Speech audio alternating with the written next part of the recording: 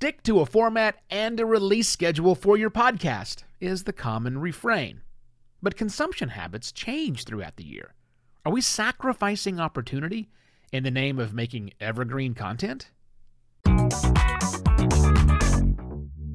Hello and welcome to another Podcast Pontifications with me, Evo Terra.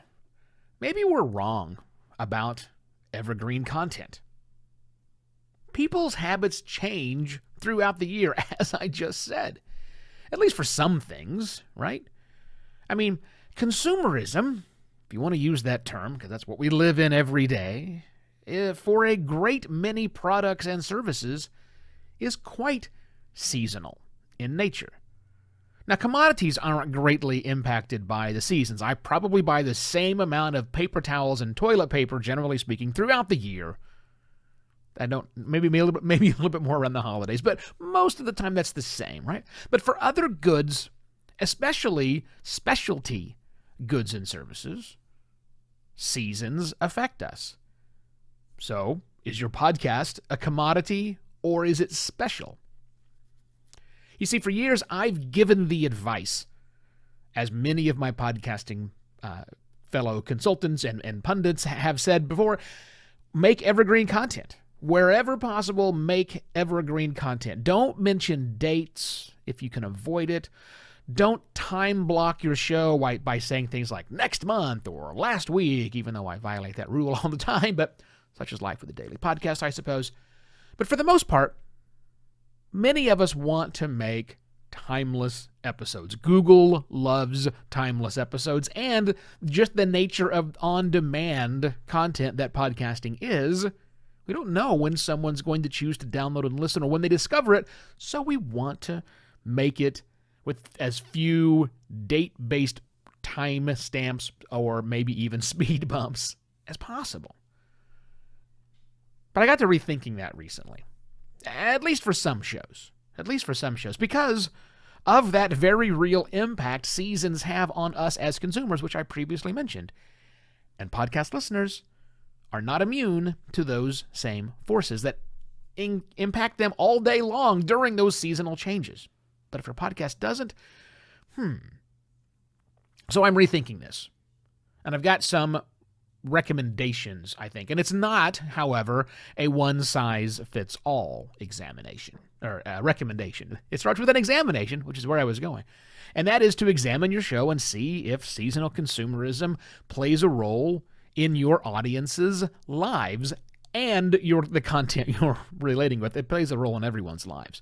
But the content they're consuming, is it also perhaps impacted by that seasonality for them? Now, you can't look at download stats to find out are more people listening in July than they are in January. No, that's not what I'm talking about. I mean, look at the industry or the segment that your content is a part of and see if there is a natural seasonality to it. I'm going to give you two examples here. One's a very extreme example, and the other ones are less so. The extreme example is the easy one. Let's say the podcast that you make is about a sports team or a specific sport in and of itself. All right? If that's the case, you're probably already doing this. But for the rest, let me explain. You want to lean into that season. And I think you even want to adapt your episodes to fluctuate with that seasonal change. So yes, you should absolutely, during the season going on and playing games, you should absolutely talk about yesterday's game when that's happening. Absolutely. You should, or yesterday's games, if it were. And then when postseason comes around, switch up your episodes. Switch up the way you produce an episode because it's postseason now. And then during the off-season, maybe you're doing deep dives, profiles, if you will, on the players because it's off-season. And maybe even in the off-season, rethink your episode output. Maybe you're doing it every week during the real season, but in the off-season, do you need to do it weekly? Do you have to? I mean, you could, but people's attention are not quite as much on the sport then. And then when preseason begins again, kick things back into high gear, get back on your regular release schedule.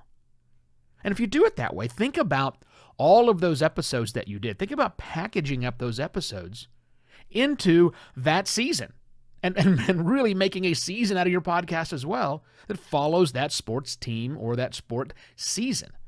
that becomes a very cool time capsule for true fans who want to say, what happened in, 2016 with this particular team. You've got it all sized up there.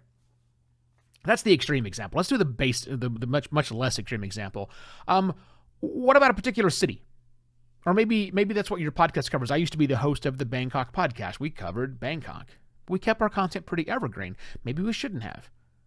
Maybe we should have changed that up based on the travel that comes into this very big travel destination city. Or maybe around certain events when a city is buzzing and that's what everything is all about. We could have talked about what's happening right now with the weather because Bangkok has seasons. It's the weird seasons, a hot season and the wet season. And there's also a quieter part where people are leaving town and stuff. We could talk more about these things or even cover what happens in your town when the tourists aren't there. Again, that's leaning into the seasons and actually modifying your content to fit where they actually live. I said I was going to give you 2 examples. I decided I'm going to give you 3 because those are really kind of extreme. I think even your show possibly might be more subtly impacted by seasons than you think.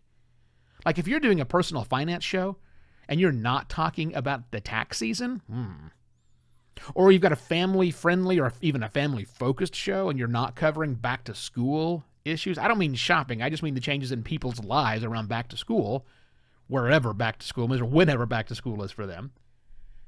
See, shows like this that are influenced by, but not dominated by a season, a more subtle approach is required for those. And this is where very cool dynamic content insertion that most podcast platforms are jumping on board with right now can really come into play. You can drop in those seasonal things and then take them out when that season is over without impacting your main content.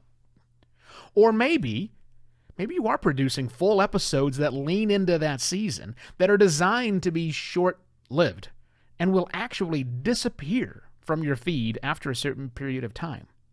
Maybe you relegate them to a bonus content section on your website or something only members have. I don't know. But I think we need to rethink this one-size-fits-all approach and demand that we all use evergreen content because seasons and the way seasons impact our listeners could have an impact on our show. It might be a good way to start. And I think this certainly starts by you deciding whether or not you're really making evergreen content or not, and whether or not you should be. Now, that's a question that might be very hard for you to answer, so once again, I encourage you to check in with your peers. Send them this episode, see what they think about the idea of reseasoning for some of the reasons I talked about here, and share ideas and opinions about each other's shows. Maybe there's something you could do here as well. Now, if you love this idea, please consider going to buymeacoffee.com/evoterra and buying me a coffee because coffee's always in season. Iced coffee, hot coffee, doesn't matter. Anyhow, I'm getting off topic, so that is it. I shall be back tomorrow with yet another podcast, Pontifications. Cheers.